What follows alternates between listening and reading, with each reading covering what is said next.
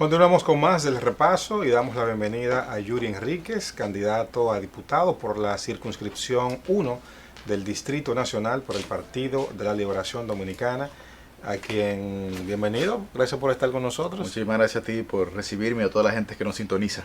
¿Por qué la gente debe votar por ti? ¿Cuál es la novedad? ¿Qué es lo atractivo de tu propuesta? Bueno, mira, nosotros tenemos una propuesta principal que se llama Plan Hostos, por Eugenio María de Hostos. Y tiene tres vertientes, que es educación, orden y nueva cultura ciudadana. En educación lo primero que queremos hacer es devolver la moral y cívica al sistema educativo de la República Dominicana. De hecho, hemos lanzado una plataforma que se llama moralycivica.com, en donde la gente puede registrarse para que eso funcione como una firma para ser depositado ante el Consejo Nacional de Educación. Es una muestra también de que no tengo que esperar a ser diputado para cumplir con lo que prometo. Pero ¿por qué vincular la moral y cívica como una brújula ética para la gente? ¿Por qué hacerlo? Bueno, porque comencemos hablando de una de las principales preocupaciones de nuestra demarcación, la circunscripción número 1, que es la inseguridad, la delincuencia. Ahora bien, los principales actores delincuenciales están entre 15 y 25 años de edad, son jóvenes igual que nosotros. Así es. Entre ellos los ninis, pero no son ninis porque ni estudian ni trabajan, son ninis porque no tienen ni soluciones ni alternativas. Y lo explico. ¿Qué ocurre en la vida de un niño, de una niña que nace inocente para que a los 15 años se convierta en un ente letal para la sociedad, que sale a matar, a robar, a atracar? ¿Tuvo que ver la policía en la formación cognitiva, pedagógica y de valores de ese niño o de esa niña? En lo absoluto que no. Son otras las instituciones, sobre todo la de corte social por parte del Estado, como educación, cultura, salud, deporte, que tienen responsabilidad junto con la familia sobre la correcta crianza de ese niño o de esa niña. Pero, ¿qué tan factible es? ¿Dónde se ha aplicado esto que nosotros pudiéramos decir, bueno, en X lugar se hizo un modelo parecido y dio buenos resultados? Porque me parece como que en la práctica pudiera generar ciertas dificultades en el sentido de que tenemos una juventud que está muy en sus asuntos y cuando uno como que quiere traerlo a lo que uno considera que es correcto, sencillamente como agua y aceite, no liga, no compagina. Bueno, pero hay que buscar métodos creativos para que eso ocurra. Las soluciones que nosotros estamos presentando son muy novedosas. Lo que pasa es que los códigos de comunicación, tal vez de nuestros padres o de nuestros abuelos, y de los profesores, no son los mismos códigos de comunicación que entienden los niños y las niñas de ahora, los jóvenes de ahora. ¿Y por qué yo digo esto? Porque como educador hay que saber, hay que aprender a enseñar desde el cerebro del que aprende. Bien, o sea, yo como educador tengo que aprender a enseñar desde el cerebro del que me está escuchando, de mi receptor, ¿no? Para que lo que yo le estoy enseñando sea adquirido por ese receptor. Bien, entonces claro, por eso yo hablo de la moral y cívica como primer paso, pero es un master plan para la educación. Nosotros primero tenemos que reenfocar la educación, tenemos que desarrollar competencias para el ser humano, no solamente para su vida profesional, sino también para su vida personal. Porque tenemos un método educativo que informa pero no forma. Bien, entonces tenemos que variar esa realidad hacia unos métodos educativos que sean mucho más empíricos, mucho más experimentales, que la gente aprenda haciendo, pensando, involucrándose. Bien. En segundo lugar, tenemos el orden. ¿Por qué orden? Bueno, porque nosotros vivimos en una noción de desorden generalizada. Lo que más frustra o agobia a un ciudadano cuando va a salir de su casa, cuando abre la puerta de su casa, es el caos con el que se va a encontrar en la calle. El tránsito. El tránsito. Ahora, ¿qué podemos hacer nosotros para variar la realidad del tránsito en la República Dominicana? Transformar la conducta del ciudadano. El mismo dominicano que aquí incumple las normas es el que va a los Estados Unidos o al extranjero y las cumple. El mismo capital humano, ¿cierto? Cierto. Ahora, ¿qué hay que hacer? Tenemos un régimen de consecuencias que es inefectivo, por no decir que inexistente. Tenemos que mejorarlo. Ese régimen de consecuencias. Ahora bien, tenemos que acompañarlo con un régimen de incentivos que provoque que el ciudadano quiera cumplir con la norma.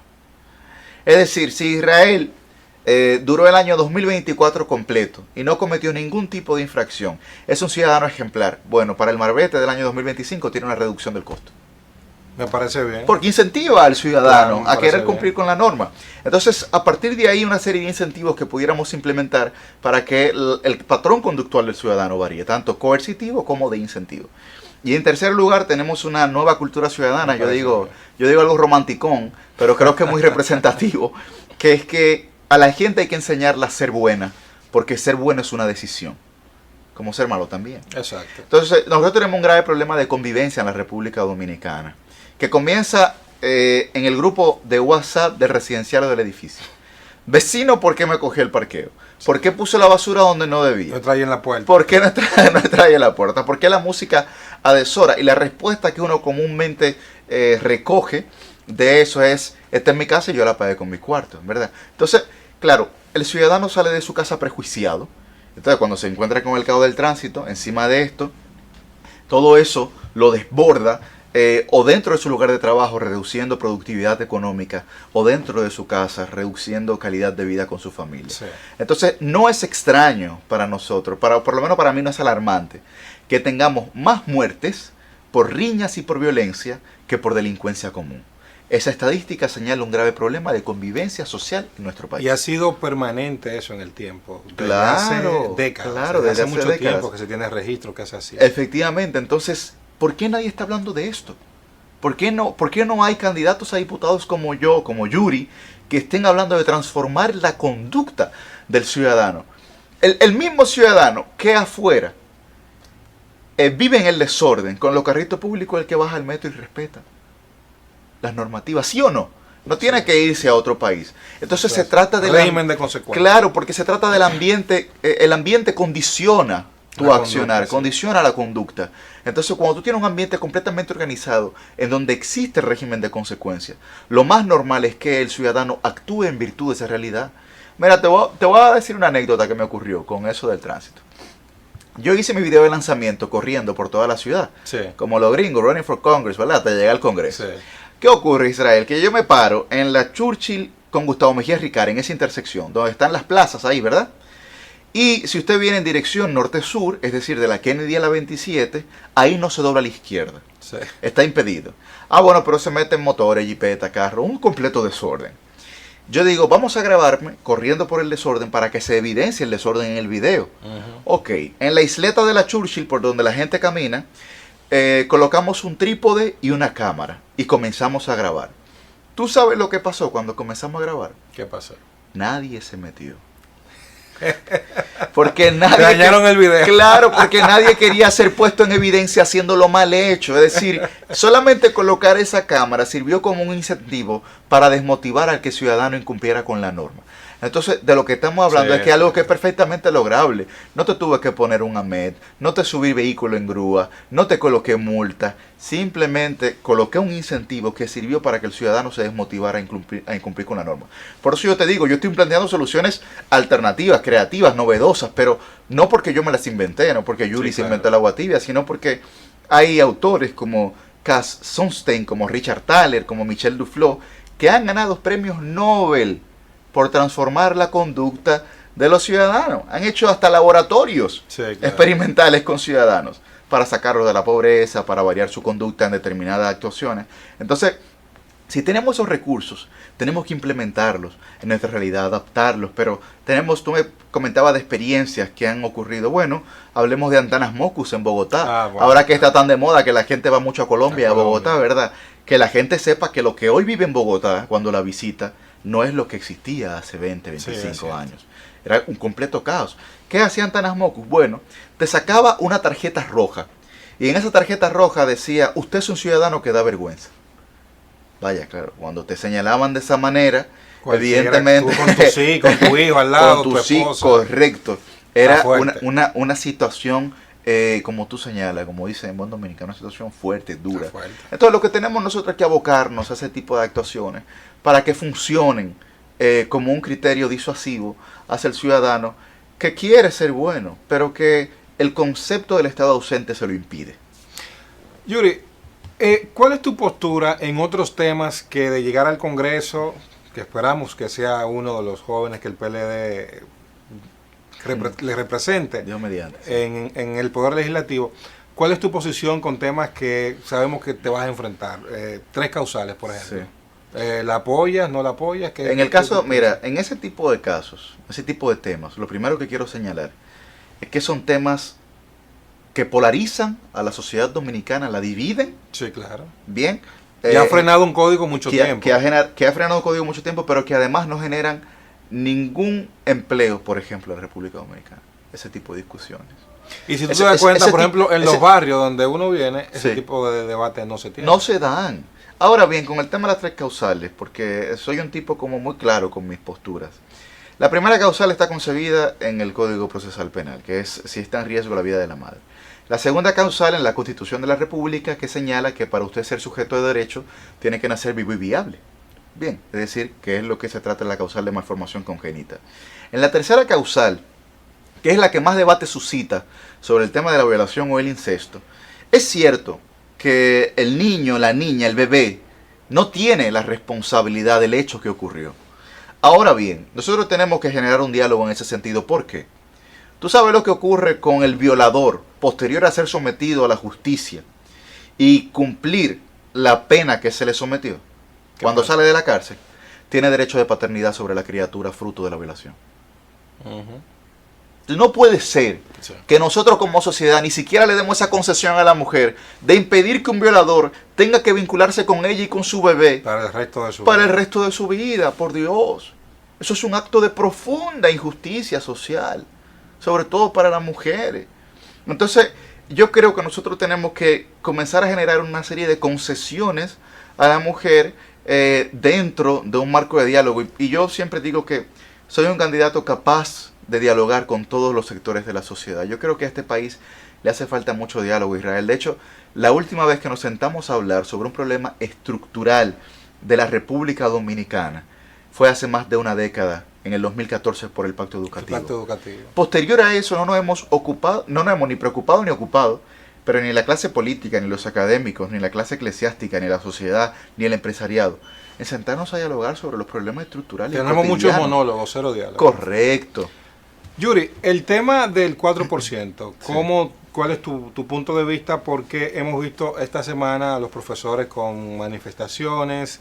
Sin embargo, la población o mucha gente entiende que no se corresponde el gasto social, la inversión social que se está haciendo el gasto fiscal, perdón, que se tiene en el plano educativo con los resultados que se tiene. Sí, bueno, lo primero que hay que señalar es que el 4% por la educación establecido en la Ley General de Educación del 97 se utilizó en los pasados gobiernos del PLD, sobre todo en lo de Danilo Medina, en la construcción de aula, aunque mucha gente criticó, bueno, el 4% es varilla y cemento. Ya, pero pregúntese usted si un niño o una niña puede tomar clases bajo una mata de mango, ¿no? Usted tiene que habilitar espacios escolares, infraestructuras que le permitan a ese niño o a esa niña poder acceder a su derecho, que es una garantía constitucional, de una manera segura. Bien, tenemos la construcción de más de 26.000 espacios educativos. Ahora bien, en el caso ya de la calidad, que es el segundo paso de la implementación del 4%, es cierto que tiene que comenzar por los maestros. Ahora, el pasado gobierno había implementado la modalidad de escoger los directores de regionales, que son 18, y los directores de distritos escolares, que son más de 225, me parece, por concurso.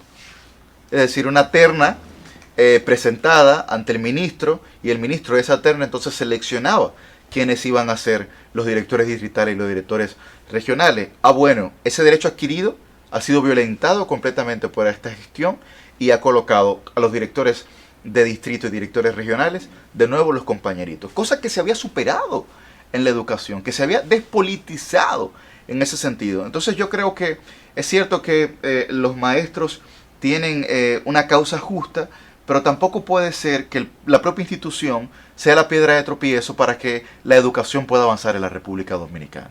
De hecho, la prueba PISA que se hizo en el año 21 y sus resultados salieron en el 22, es el resultado de los gobiernos pasados, de la implementación del 4% de los gobiernos pasados. Porque el gobierno lo reivindica como propio. No es propio, porque ellos comenzaron a dar clases presenciales en enero del año 2022. Entonces, ¿cómo puede ser propio? Si lo que estamos evaluando es lo que se hizo previo a la pandemia. Bien. Yuri, según las encuestas, la mayoría, ya casi se nos termina el tiempo, el PLD está en tercer lugar, en muy mala posición de cara a las elecciones presidenciales.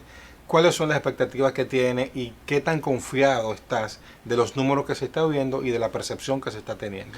Mira, la encuesta más objetiva son las últimas elecciones.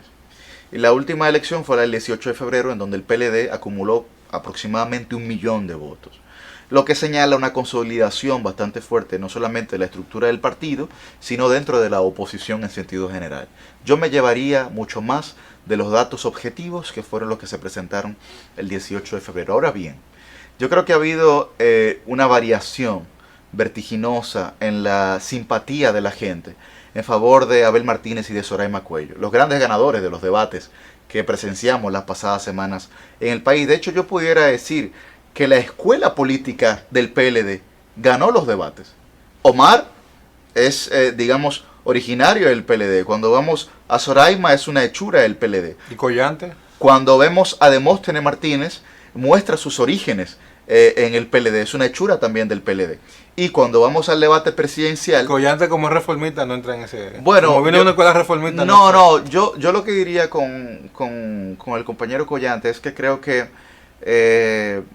la puesta en escena de él, digamos, sus emociones traicionaron su accionar. Si tú hablas, sí, el que conoce a Collante sabe que... Sí, si tú hablas con él personalmente, claro, es un tipo completamente fluido, sí, es un tipo completamente fluido, con ideas políticas muy claras. Entonces, creo tal vez que fueron los nervios quienes lo traicionaron. Y cuando vamos al caso presidencial, vemos que Abel superó las expectativas de la gente. Pero ahí está, una persona que ha tenido 24 años de ejercicio del Estado, como fiscal, como presidente de la Cámara de Diputados, como el mejor alcalde que ha tenido la República Dominicana en su historia.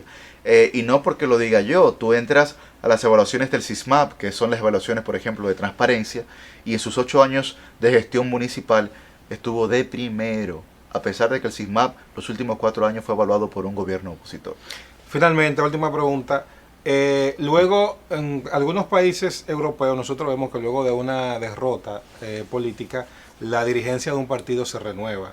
Sí. El PLD ya salió del poder en 2020, no le fue muy bien en esas elecciones.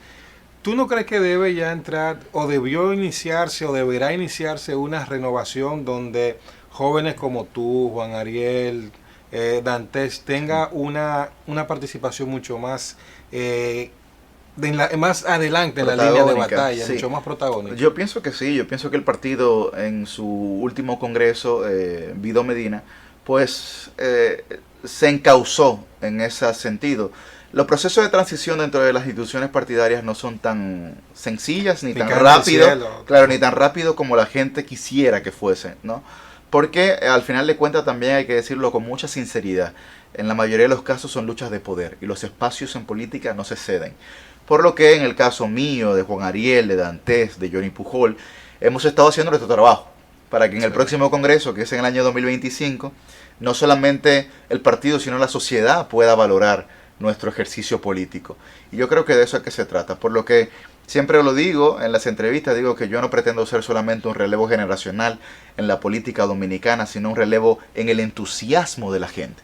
Que la gente se entusiasme de participar nueva vez en la política. Por eso les exhorto a que si creen que les he hablado con la suficiente sinceridad y sensatez, porque recuerden que en la boleta de diputados de la circunscripción número 1 solamente hay un candidato que se llama Yuri.